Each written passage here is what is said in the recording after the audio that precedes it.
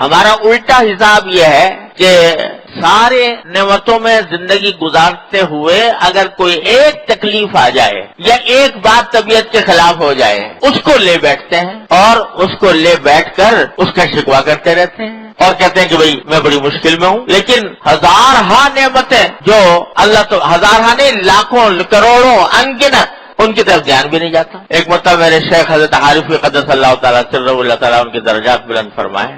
سخت گرمی پڑ رہی تھی کراچی میں اور لوگ گرمی سے بلبلائے ہوئے تھے. تو کسی نے حضرت کی مجلس میں یا کہتے حضرت آج کل گرمی بڑی سخت ہے. تو حضرت نے فرمایا کہ بھائی تمہیں یہ گرمی کی سختی تو یاد رہی لیکن اس گرمی کے نتیجے میں اللہ تبارک و تعالیٰ نے کیا کیا نعمتیں دے رکھی ہیں اس کی طرف دھیان نہ ہوا. یہ گرمی جو ہے کتنے جراثیم کو مار رہی ہے, کتنی بیماریاں اس کی وجہ سے دور ہو رہی ہیں. اس گرمی کے نتیجے میں کتنی کھیتیاں پک رہی ہیں, کتنے پھل پک رہے ہیں.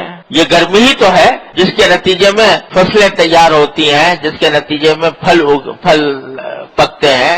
مدینہ منورہ مکہ مکرمہ میں, مدینہ منورہ میں خاص طور پر جو سخت ترین گرمی کا زمانہ ہوتا ہے کھجوریں اسی میں پکتی ہیں, اس سخت گرمی کے موسم میں پکتی ہیں. تو گرمی تو بہت شدید ہوتی ہے لیکن اتنی ہوتی ہے کہ بعض اوقات فجر کے وقت میں بھی آدمی محسوس کرتا ہے کہ لو چل رہی ہے فجر کے وقت میں بھی. لیکن اسی گرمی کے اندر وہ کھجوریں پک رہی ہوتی ہیں جو سارے سال مزے سے کھاتے ہو اور جس کے اوپر بے شمار انسانوں کی معیشت کا دار و مدار ہے. تو فرمایا یہ تو زبان پہ آ گیا کہ گرمی بڑی سخت ہے اور اس کی جو تکلیف پہنچ رہی اس کا تو ذکر کر دیا, لیکن اس گرمی کے ذریعے اللہ تبارک و تعالیٰ نے جو بے شمار نعمتیں تمہیں عطا فرما رکھی ہیں اس کا دھیان نہیں.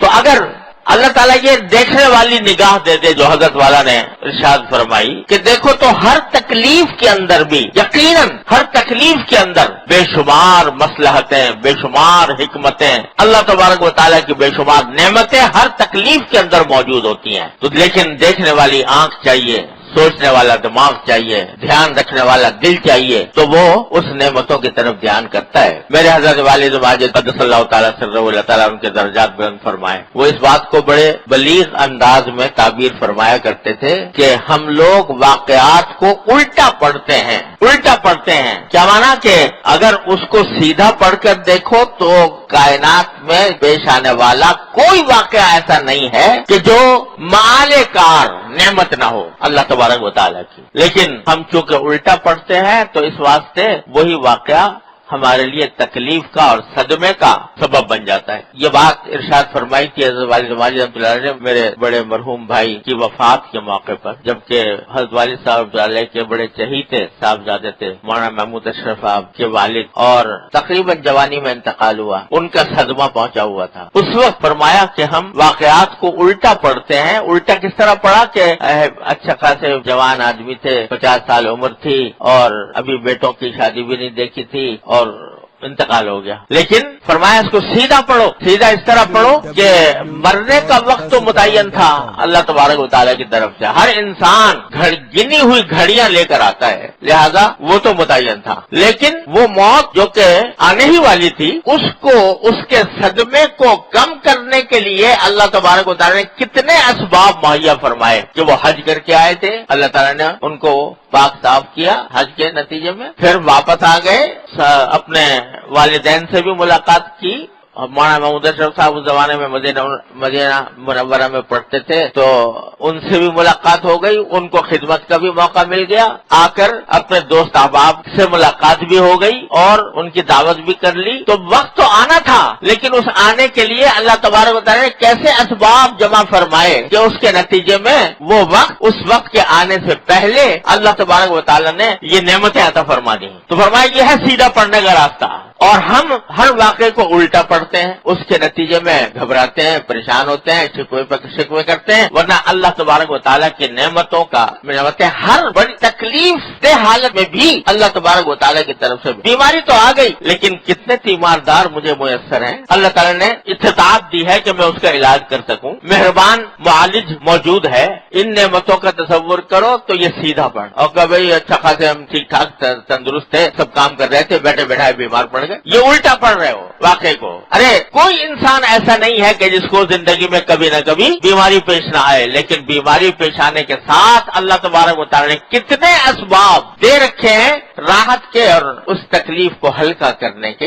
इसको भी तो गौर करो। मेरे वालिद माजिद रहमतुल्लाह सुनाया करते थे कि हजरत के उस्ताद थे हजरत मियां साहब रहमतुल्लाह अलैह, हजरत मौलाना सैयद असगर हुसैन साहब रहमतुल्लाह अलैह। तो उनके बारे में हजरत वालिद साहब को इत्तला मिली कि बीमार हैं, तो इयादत के लिए तशरीफ ले गए। हजरत को उस वक्त बहुत शदीद बुखार था, शदीद बुखार, तेज बुखार, जल रहे थे बुखार। तो हजरत वालिद साहब रहमतुल्लाह अलैह ने जाकर पूछा कि हजरत कैसे मिजाज हैं? तो फरमाया अल्लाह ताला का शुक्र है कि मेरे आंख सही काम कर रही है, अल्लाह ताला का शुक्र है मेरे कान सही काम कर रहे हैं, अल्लाह ताला का शुक्र है दिल सही तरह धड़क रहा है, अल्लाह ताला का शुक्र है कि मैं बात कर सकता हूँ, अल्लाह ताला का शुक्र है कि मैं बैठ भी सकता हूँ। अलबत्ता थोड़ा बुखार हो गया है, दुआ करो अल्लाह ताला वो भी दूर फरमा दे। तो जितनी तकलीफें नहीं थी उनका पहले जिक्र किया कि ये नेमत मुयस्सर है, ये नेमत मुयस्सर है, ये नेमत मुयस्सर है, ये नेमत मुयस्सर है, ये थोड़ी सी है, अल्लाह ताला इसको भी दूर फरमा दे। अल्लाह ताला ये हमें अपने वाकयात को सीधा पढ़ने का आदि बनाए तो अल्लाह ताला की नेमतों का पता चले, और नेमतों का पता चलेगा जितना जितना उस पर गौर करोगे उतना ही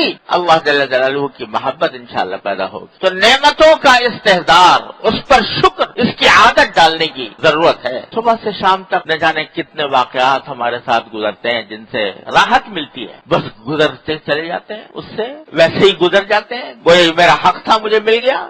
अरे उस पर अल्लाह ताला का शुक्र तो अदा करो, ये तो कहो कि मेरे परवरदिगार ने मुझे ये नेमत दिया है। नेमतों का इस्तेहदार आदत डालने से होता है, मश्क करने से होता है। तो जितना जितना ये इस्तेहदार होगा अल्लाह ताला की रहमत से इंशाअल्लाह उतनी ही मोहब्बत पैदा होगी। अल्लाह तबारक व तआला के साथ।